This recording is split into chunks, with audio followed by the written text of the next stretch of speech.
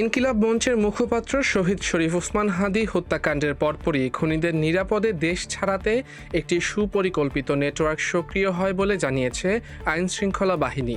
তদন্তে জানা গেছে, পালানোর ব্যবস্থাপনায় মুখ্য ভূমিকা পালন করেন ঢাকা মহানগর উত্তর যুবলীগের সাংগঠনিক সম্পাদক ও সাবেক ওয়ার্ড কাউন্সিলর তাইজুল ইসলাম চৌধুরী ওরফে বাপ্পি।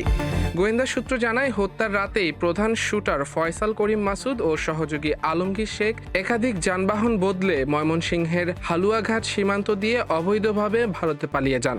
সীমান্ত পারাপারের পুরো বিষয়টি দূর থেকে সমন্বয় করেন তাইজুল, আর স্থানীয় দালালদের সঙ্গে যোগাযোগ ও অর্থ লেনদেন করেন তার ভগ্নিপতি আমিনুল ইসলাম।